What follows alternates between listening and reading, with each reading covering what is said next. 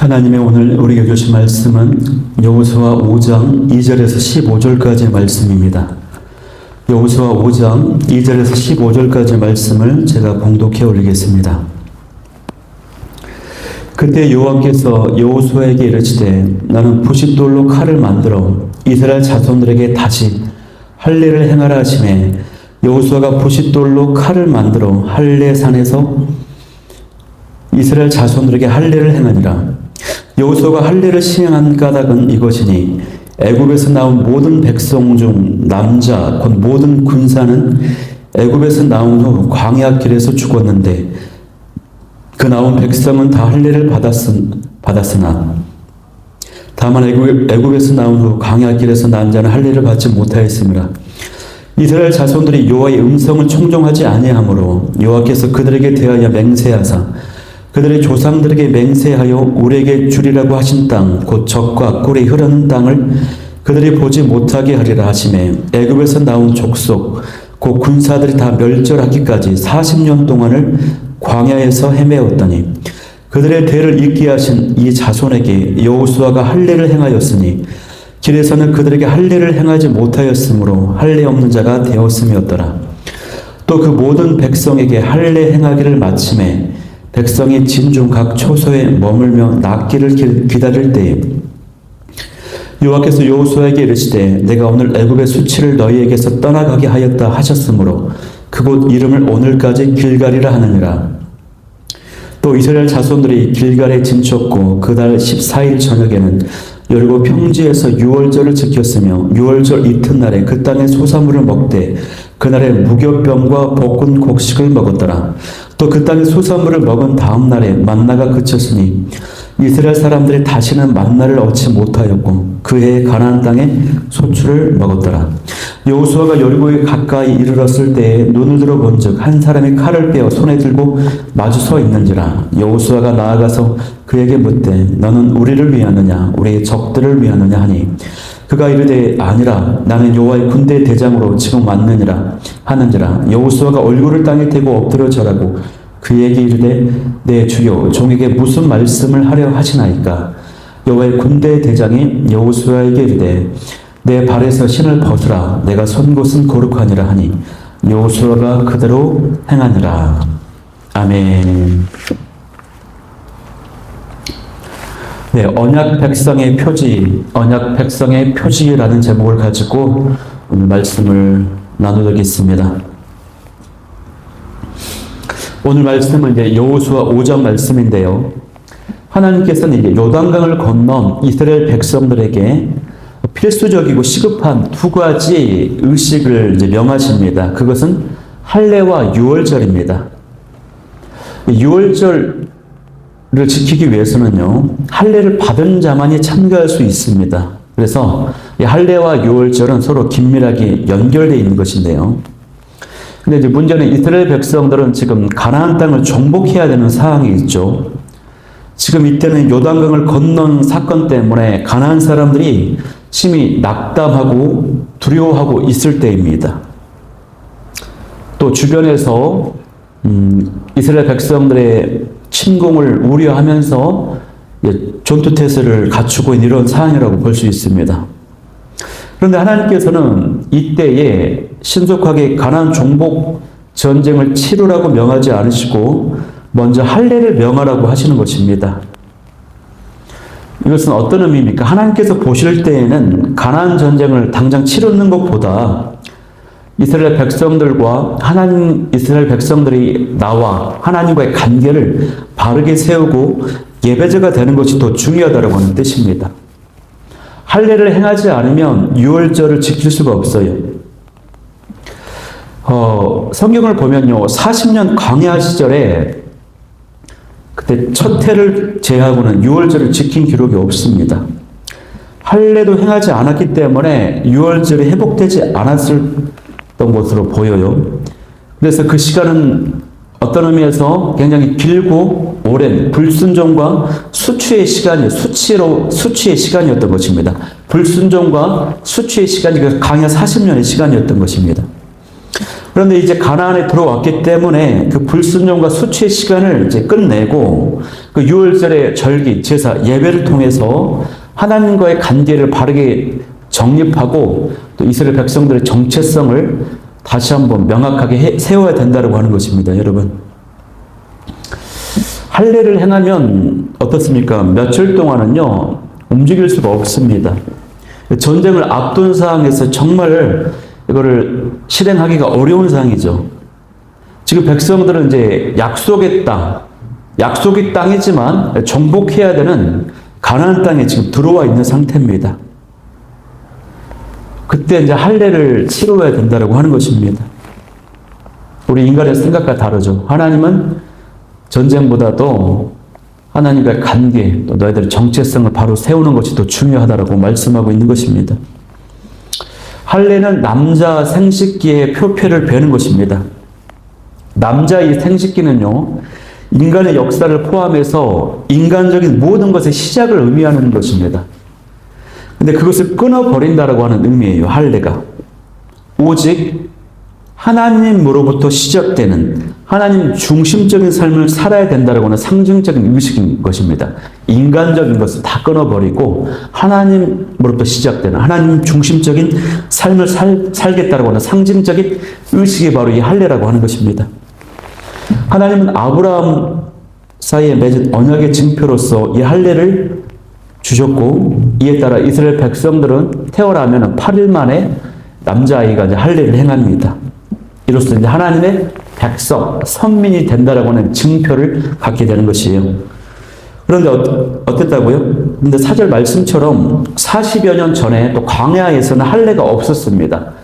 광야에서는 출애굽 1세대가 다 죽음을 맞이하게 됐습니다. 다음 세대, 2세대가 태어났는데 2세대가 이제 가나안 땅에 들어왔는데 그들은 할례를 받은 사람이 아니라는 것이에요. 한 사람도 할례를 받지 못했어요. 그래서 할례가 필요했다고 하는 것입니다. 왜 광야 40년 동안에 할례를 행하지 않았는가에 대해서는 여러 가지 견해가 있습니다. 이미 광야 생활을 하는 그 공동체 자체가 이방 민족들과 구별된 이스라엘 백성들로만 구성이 되었기 때문에 할례가 필요 없었다라고 하는 견해도 있고, 또 광야에서는 계속 매일매일 새롭게 움직이고 이동을 해야 되기 때문에 할례를 행하면 이동할 수 없기 때문에, 그리고 현실적인 이유 때문이었다는 견해가 있습니다. 어쨌거나 이 다음 세대는 할례를 행하지 못했어요. 가나안에 이제 도착을 했습니다. 유월절 예배를, 절기를 지켜야 되는 것입니다. 그래서 하나님께서는 할례를 받으라고 지금 말씀하고 있다라고 하는 것입니다. 할례를 받게 되면요, 어떻게 됩니까? 하나님과 온전한 관계를 맺을 뿐만 아니라 하나님의 예비하신 영적인 축복을 누릴 수 있게 됩니다. 그 축복은 어떤 축복입니까? 오늘 말씀에 보면은 8절 말씀에서처럼 수치가, 부끄러움이 떠나가게 되는 것입니다. 8절 말씀에 오늘 이스라엘 백성들이 모두 할례를 마쳤는데요, 대략 70만 명 가량으로 보입니다. 얘들이 각 초소에서 이제 머물면서 이제 치유되기를, 낫기를 이제 기다렸지 않았겠습니까? 그 상처가 아물기를. 이것은 이제 전쟁을 앞둔 시점이었기 때문에 이 백성들 전체가 이렇게 한 것은 그 공동체 자체가 믿음으로 실천했다라고 하는 믿음의 행위를 보여준 것입니다. 그때 할례를 마치고 나니까 그때 말씀이 임하시는데 하나님께서 애굽의 수치를 떠나가게 하시겠다라고 말씀하세요. 애굽의 수치를 떠나가게 하신다. 그러니까 애굽 사람들로부터 받았던 그 수치, 노예 생활, 그 막 처참한 그런 비참함, 또 광야에서 방황할 때 애굽 사람들이 이스라엘 백성들을 향해서 했던 그런 어떤 모욕, 조롱 이런 것들, 이 모든 수치를 다 떠나가게 하시겠다라고 말씀하고 있다는 것입니다, 여러분. 할례를 행하면 영적인 축복이 주어지는데 그것은 하나님과의 관계가 회복이 되고 수치가 떠나가게 된다고 하는 것입니다. 그러면 오늘날 현대적 의미에서 할례가 무엇일까요? 이거는 마음의 할례라고 할 수도 있겠죠. 마음의 할례. 오늘 이 말씀을 묵상하면서요, 우리가 특별히 어떤 새로운 일을 시작하는 이 직전에 있다면 마음의 할례를 하면서 하나님의 관계를 새롭게 하고 어떤 영적인 축복이 임할 수 있기를 소망합니다. 할례처럼 내 마음 안에서 우리가 잘라버리고 배원에 버려야 되는, 제거해야 되는 것이 무엇인지를 한번 살펴볼 수 있게 원합니다. 이 불순종도 있을 것이고, 교만과 또 거짓과 음란과 또 믿음 없음, 탐욕, 더러운 습관들, 여러 가지가 있겠죠. 거짓들, 이런 것들 다 깨끗하게 제거하고 잘라낼 수 있는 저와 여러분이 될 수 있기를 소망합니다.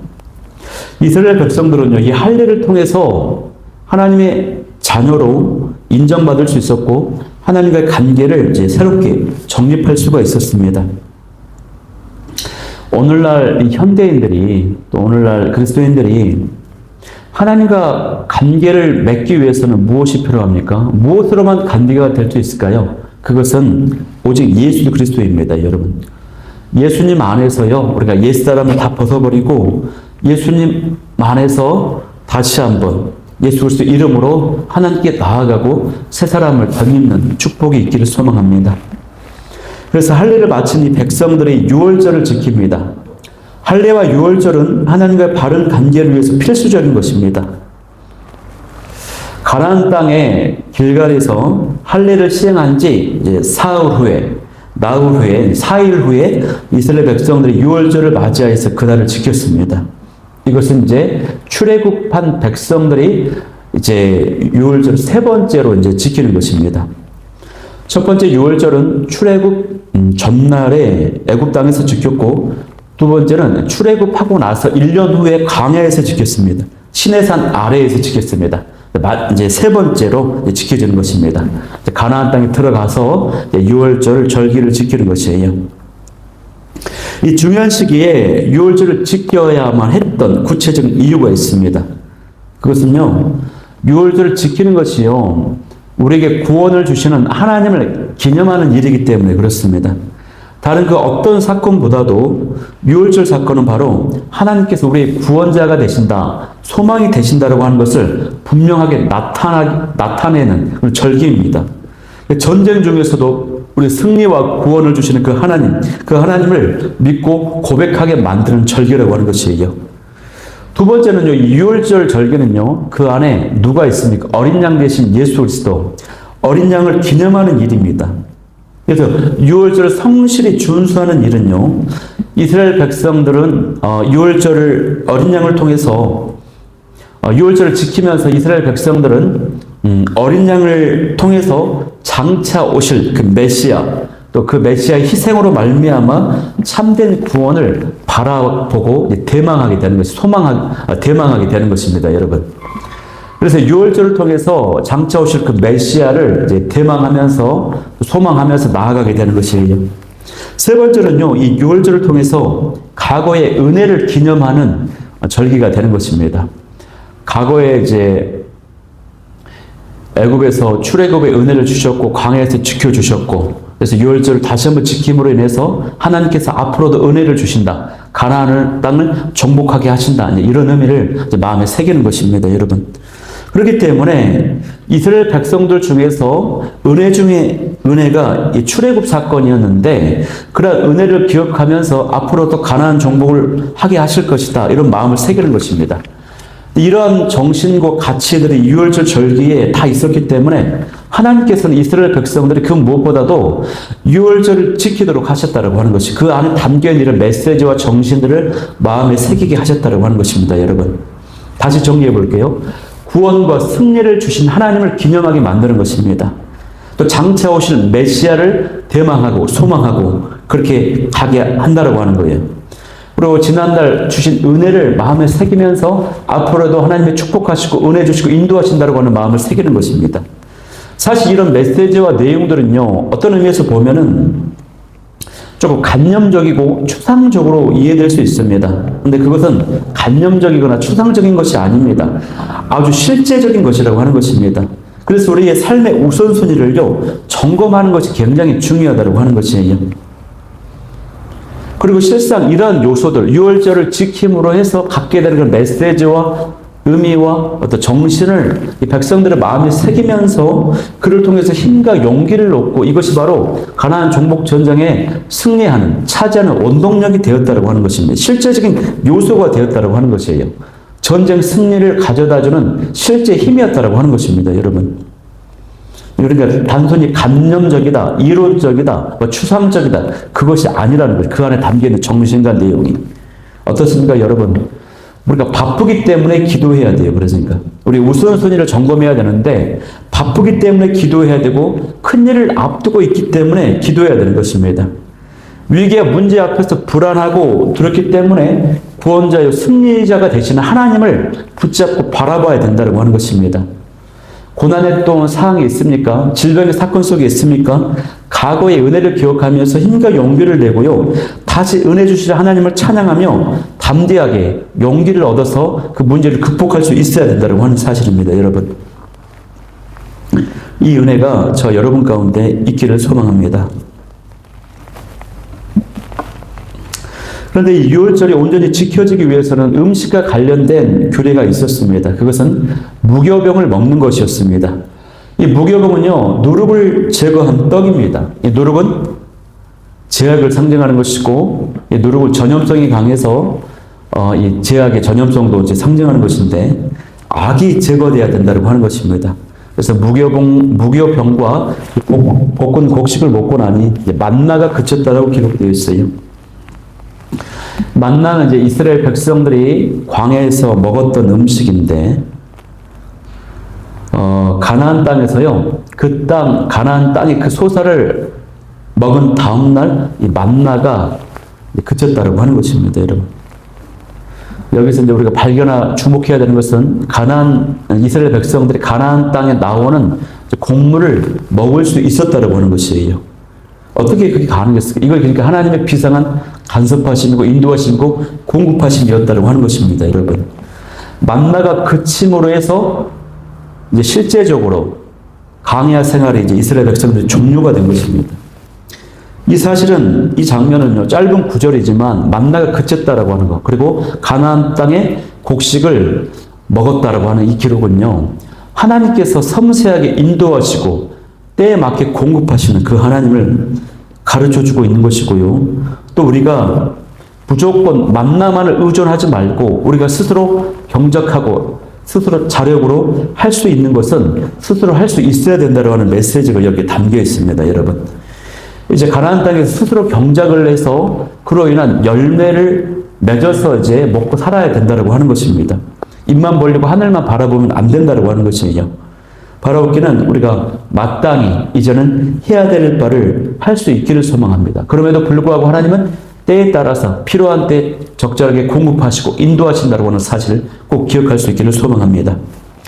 그런데 오늘 마지막 이제 기록 두 구절이 있어요. 13절과 14절 말씀.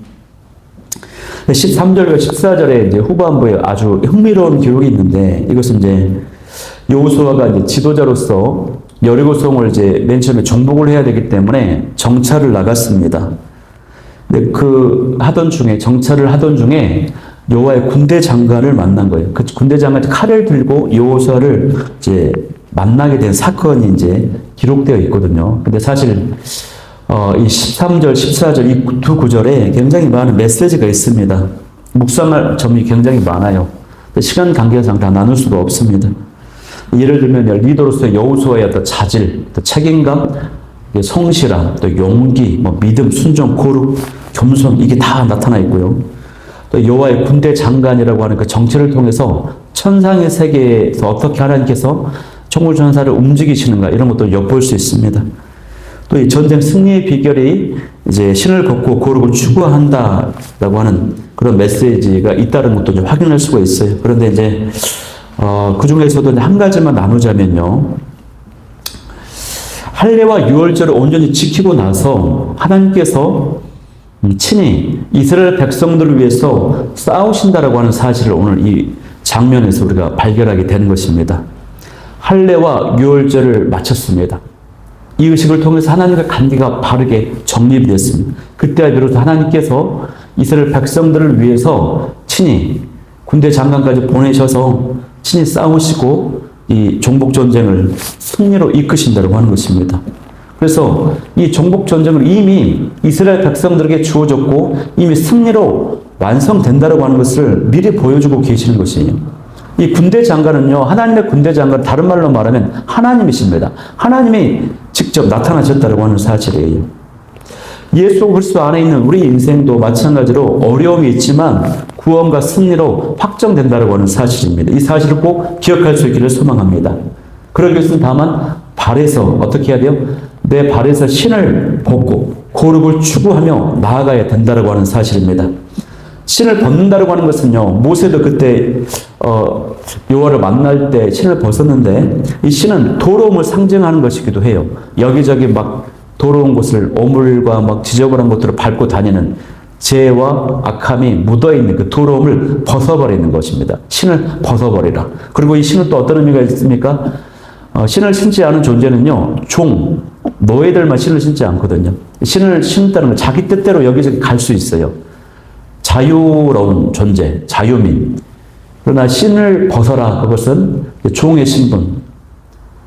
내 인생의 주도권을 이제 내어놓는다. 이런 뜻이 있는 것입니다. 그래서 우리가 거룩을 추구하고 내 인생의 주도권을 하나님께 내어드릴 때 그때 우리가 하나님께서 승리를 주시는 줄 믿을 수 있기를 소망합니다.